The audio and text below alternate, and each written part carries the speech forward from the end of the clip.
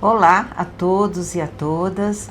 Gostaríamos de cumprimentar um importante encontro, que é esta Conferência Municipal dos Direitos da Pessoa Idosa da cidade de São Paulo. Eu sou Sandra Regina Gomes, fonoaudióloga, gerontóloga, sou uma mulher de 68 anos, branca, com cabelo curto, estou usando uma blusa preta. Estou aqui ao lado do Dr. Amin, né, Amin? Que bom estar do seu lado. Bom mesmo, bom de estar o seu. E agora nós vamos falar com vocês um pouquinho sobre o quarto eixo desta conferência. É um eixo importante. Poderíamos dizer que é o eixo norteador, porque diz o quê? Participação social, protagonismo, vida comunitária na perspectiva de múltiplas velhices. Nós, dois, escrevemos um artigo, um eixo norteador para as discussões. Vocês já estão com ele em mãos e nós gostaríamos de acrescentar alguns itens importantes para vocês discutirem nesse espaço democrático, que é o ápice da democracia, são as conferências. E nós estamos numa conferência municipal, né, Amin? Depois teremos a estadual e que com esse material levaremos essas demandas da população idosa para o governo federal. Isso é muito importante. Agora eu vou passar a palavra para o Amin, para ele se apresentar também. Eu sou Amin Aur, eu trabalho como consultor em educação, mas também milito na causa dos direitos da pessoa idosa. Já participei do grupo da OAB de São Paulo e do Conselho Nacional dos Direitos da Pessoa Idosa, do qual já fui, inclusive, vice-presidente. Estou aqui, junto com a Sandra Gomes, para participar deste evento tão importante que é a Conferência Municipal dos Direitos da Pessoa Idosa de São Paulo. São Paulo tem que sempre dar o exemplo de organização, exemplo de apoio, para que a Conferência Municipal leve a estadual e, posteriormente, chegue à Conferência Nacional as postulações e as demandas das pessoas idosas da cidade de São Paulo. A cidade de São Paulo precisa da participação das pessoas idosas na formulação de suas políticas públicas.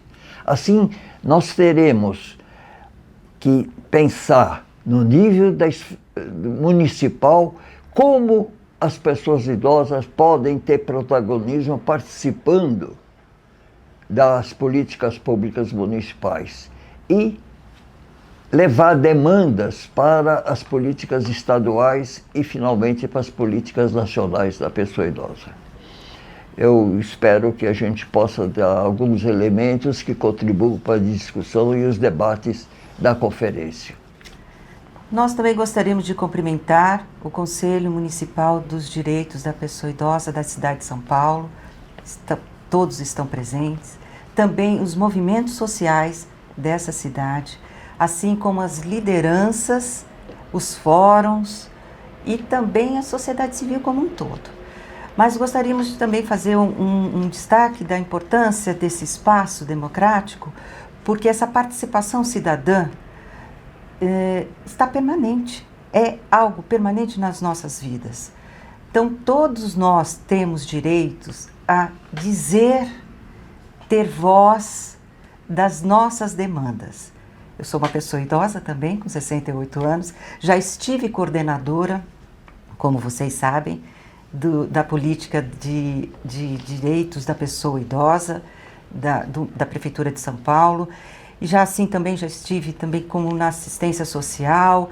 Enfim, nós temos um trajeto, tanto eu como a mim, longo na luta por essa democracia, né? Por essa participação cidadã, para que possamos ter esse espaço de voz para lutar pelos direitos políticos e sociais. Por isso, nosso texto foi focado nessa envergadura de garantir esses direitos. E aonde estão esses direitos afiançados? Os direitos estão garantidos na nossa legislação. A legislação brasileira pode-se dizer que até avançada e modelo para outros países. No entanto, nós sabemos que entre fazer e dizer há um oceano separando. As leis garantem, a nossa Constituição garante a participação da pessoa idosa, garante seus direitos, é contra a discriminação por idade. A lei da Política Nacional do Idoso igualmente garante e, sobretudo, o nosso Estatuto da Pessoa Idosa é o garantidor de direitos fundamentais. Agora, se a legislação nos dá todos os elementos, por que ainda existe a marginalidade e a invisibilidade de muitos dos segmentos das pessoas idosas? Eu digo muitos segmentos porque há uma multiplicidade de velhice. Exato. Não há uma pessoa idosa padrão que seja a mesma no país inteiro. Nosso país é muito diversificado, com grandes diferenças regionais, locais, até na mesma cidade, entre bairros e vizinhanças.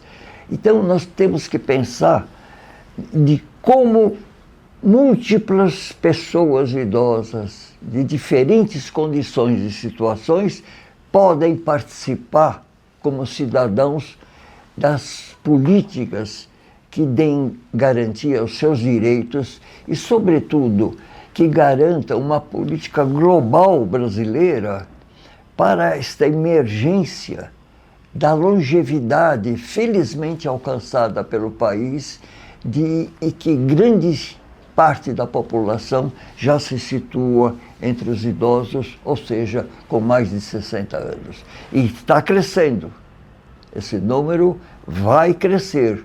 Nós temos que pensar numa sociedade que tem um segmento populacional idoso bastante alto e que, portanto, a esse segmento deve ser garantida a participação e o protagonismo da elaboração e na implementação, na avaliação das políticas públicas, sejam as municipais, sejam as estaduais, sejam as nacionais. E para que isso aconteça, todos vocês que estão participando da conferência e dessas 3 instâncias têm que garantir que coloquem na agenda pública, porque o governo tem que se comprometer cada vez mais da garantia desses direitos das pessoas idosas afiançados por esses documentos norteadores.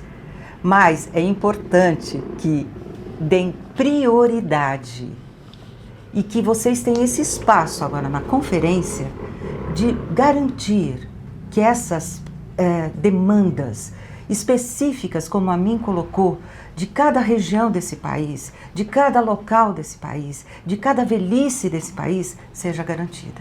Agora depende de todos nós.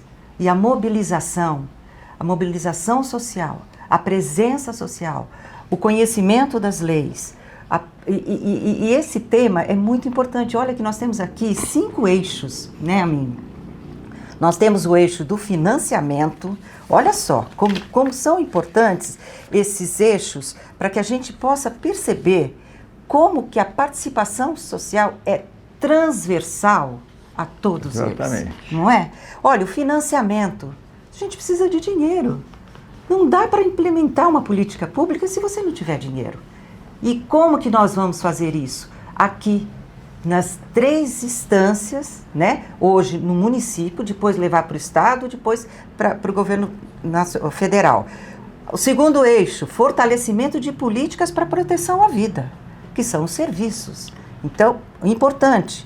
Como que se faz isso? Através da participação social. Proteção e enfrentamento contra qualquer tipo de violência. A mim falou do preconceito. E nós abordamos nesse artigo também o idadismo. que é uma exclusão da pessoa idosa. Depois, o quarto eixo somos nós, participação social. E o quinto, consolidação e fortalecimento dos conselhos. Então, percebam que a transversalidade da participação social é ratificada aqui, e eu gostaria de dizer o quanto que esses eixos são importantes e que vocês possam absorver dessas informações que estamos passando aqui, assim como cada um dos participantes que vão falar sobre os eixos, que deem insumos para vocês discutirem, para vocês elaborarem demandas desse município, principalmente, aqui reunidos. Quais são os serviços, né? Você tinha falado agora, pouco antes de nós começarmos a gravação, sobre as modalidades de serviços na cidade de São Paulo. E que o AMIM traz uma questão super importante, que é a participação desses frequentadores, não é, AMIM? Você mencionou o que é muito importante, a questão do idadismo. Eu acho que o idadismo, que é o preconceito contra a pessoa idosa, promovendo a sua exclusão das decisões, é o grande embaraço na participação das pessoas idosas. O idadismo está entranhado na sociedade. Individualmente, pessoas jovens consideram que o idoso não tem mais o que fazer na vida, a não ser esperar o fim. Mas, na realidade, esse idadismo, que também é chamado de ageísmo, etarismo e etarismo, são sinônimos. Esse preconceito é o que está afastando a participação da pessoa idosa nas decisões das políticas públicas. Porque, como eu disse, está entranhado na sociedade e, portanto, ele é estrutural. E como ele é estrutural, ele atinge também os poderes públicos. Gestores públicos colocam marginalmente a questão da pessoa idosa ainda no país. Não perceberam ou não querem perceber que é um país que está caminhando para ter uma larga fatia da população com longa idade, necessitando de cuidados, necessitando de atenção, necessitando de recursos, necessitando de apoio e que nem sempre existe. Na realidade, muito pouco ainda se faz em termos de se acreditar que a sociedade brasileira está envelhecendo.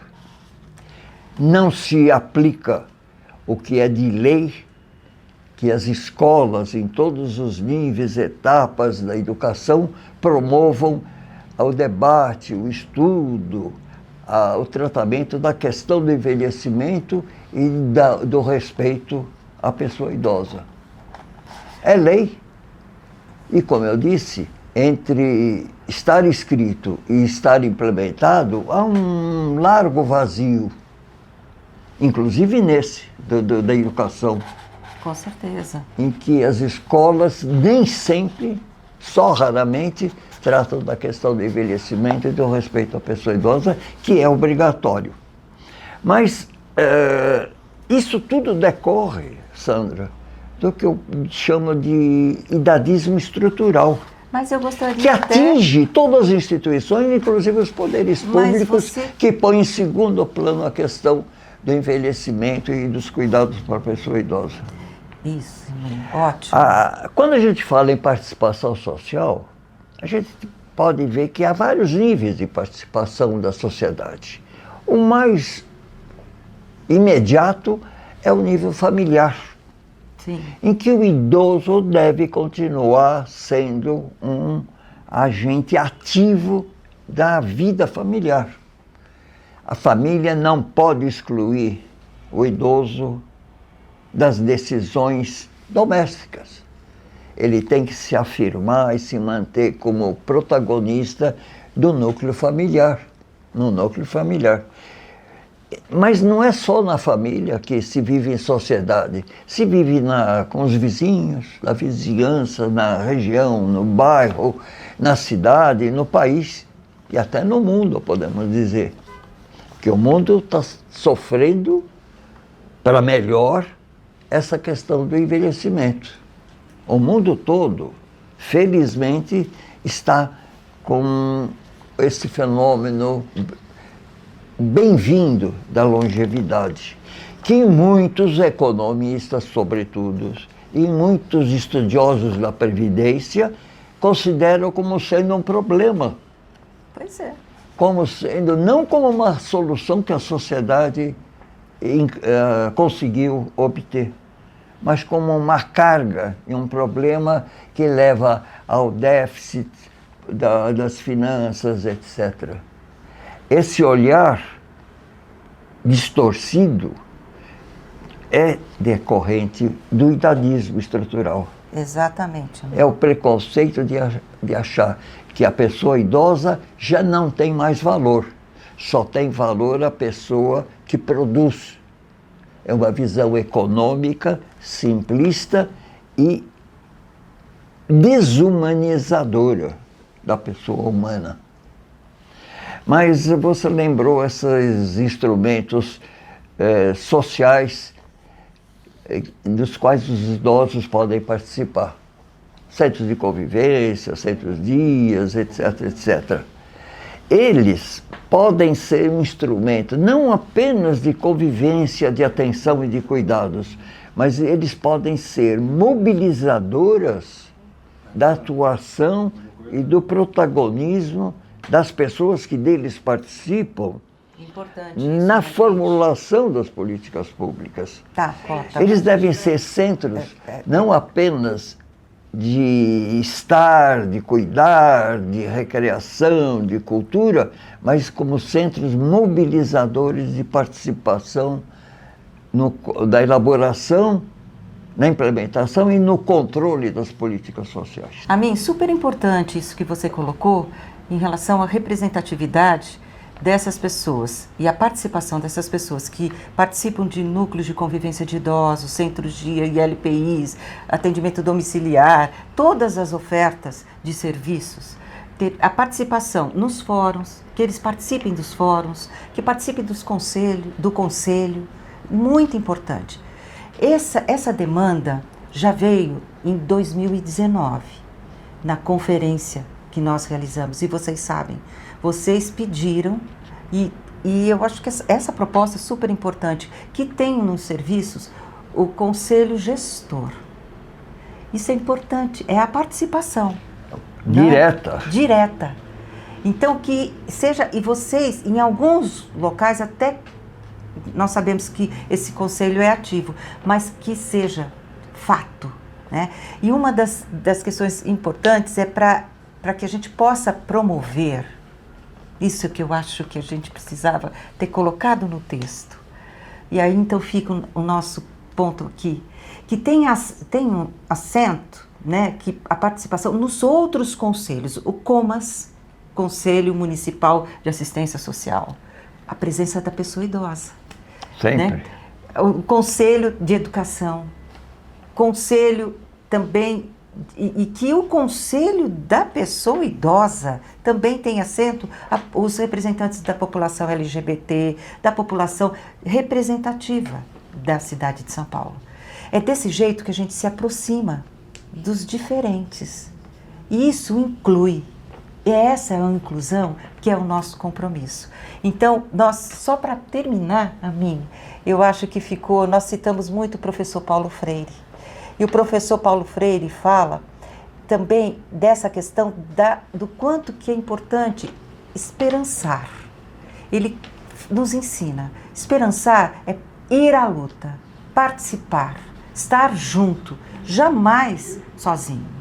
Então, juntem-se. É associação de bairro, fóruns, conselhos, debates, arenas, aprendam. Nós criamos também a Escola de Conselhos, professora Min também deu aula na Escola de Conselhos. E super importante, porque através da informação, como o professor Paulo Freire nos ensinou e deixou esse legado, de que é através do conhecimento, da informação, que nos tornamos protagonistas e sabemos a nossa posição e a nossa participação cidadã. Então, honrem nossos representantes aí na conferência. E uma boa conferência para todos vocês e que estamos juntos sempre. E você, despeça-se. Eu só queria acrescentar, lembrando a questão de que já mencionei no início, das múltiplas velhices. A variação regional, local, de sexo, de faixas de idade da pessoa idosa, de condição socioeconômica, educacional, é muito diversa essa condição de uma pessoa idosa, inclusive na cidade de São Paulo. Agora, há idosos que têm condição de ter uma participação mais ativa, sim, direta, sim, nos movimentos e nos núcleos de pessoas idosas. Há outros idosos sem essa condição, seja por doença, seja por falta de recursos financeiros, seja por residir em local distante, etc. Para isso é preciso que as políticas públicas levem em conta a equidade. Equidade significa dar condições aos desiguais para terem iguais oportunidades. Aqueles que têm menos deve ser dado mais, para equiparar uns aos outros. Para que todos tenham a mesma oportunidade, é preciso que nessa diversidade da condição das pessoas idosas haja equidade. Todos têm direito e todos têm o dever, na medida das suas possibilidades, de participar ativamente, de ser protagonista e de se fazer ouvir. Porque política pública é para o público. E não só é para, mas deve ser formulada com, deve ser gerida com perfeito, a pessoa idosa. E aí eu termino, se você me permite, e vocês também, uma leitura de um trecho de Paulo Freire, que eu acho que consagra todo esse nosso encontro. O fato de me perceber no mundo, com o mundo e com os outros, me põe em uma posição em face do mundo que não é de quem nada tem a ver com ele. Afinal, minha presença no mundo não é a de quem a ele se adapta, mas a de quem nele se insere. É a posição de quem luta para não ser apenas objeto, mas sujeito também da história. Muito bom. Muito bom, a mim. Boa conferência para vocês.